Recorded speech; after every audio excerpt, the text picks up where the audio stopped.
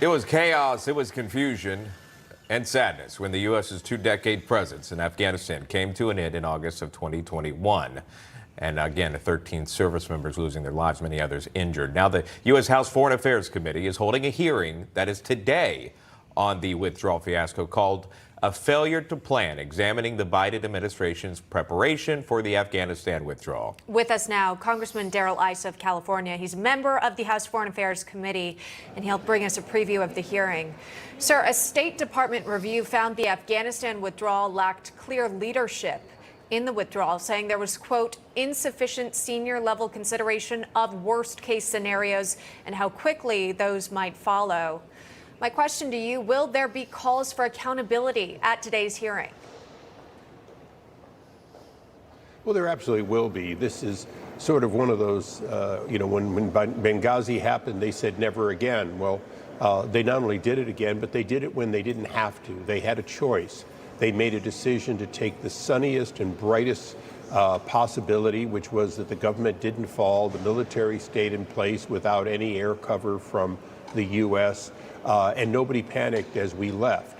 Of course, that wasn't the case. And not only did 13 servicemen die and many more wounded, but 160 people were killed there, and a lot more, including some that fell off of those aircraft in that panicked withdrawal. Yeah, again, it's something we've reported on here. Interested to see what comes out of, again, this hearing happening later today.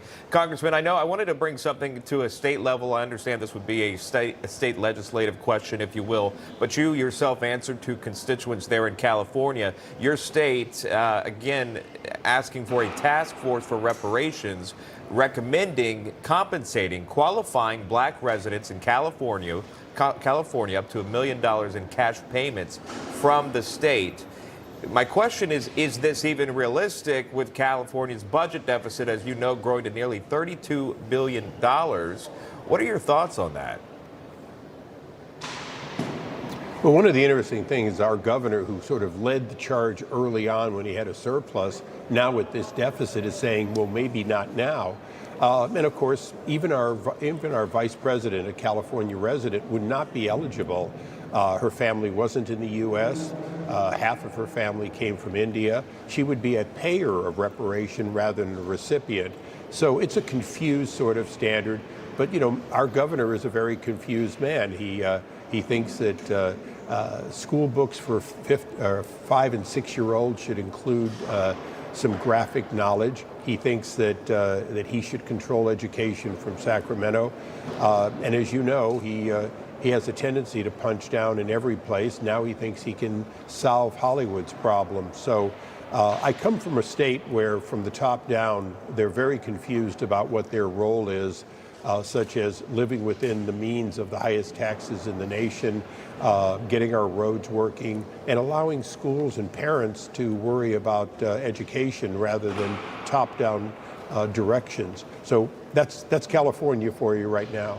Yeah, it's got, so of course, a beautiful coastline, but you mentioned all those other factors. And a lot of questions, too, as to how those reparations payments would actually be paid for. Congressman, you got your start in the car alarm industry. I'm shifting gears. Some might not know that you're the founder and original voice of the famous Viper anti-theft device. And several states, including your home of California, are seeking a recall of Hyundai and Kia vehicles over theft. New York City Mayor Eric Adams is suing those car companies, saying their cars are too easy to steal. Is this a crime problem in Democrat-led cities, or are manufacturers really at fault here? Well, it's a little of both. Obviously, there's high crime and no punishment in the big cities. But in the case of those two vehicles, about half of their fleet had a known flaw for many, many years. When I entered the industry, you used to be able to take a body hammer and pull the ignition out and a screwdriver and start the car. And that's the reason we came up with additional immobilizers. Most automobiles now have some pretty high-tech immobilizers built in. In the case of those two brands, what they did was they essentially appeared to have an immobilizer when in fact with, again, a hammer and a USB cord, you could start the car. Once the thieves figure that out, it has made it the most stolen cars, most easily stolen cars.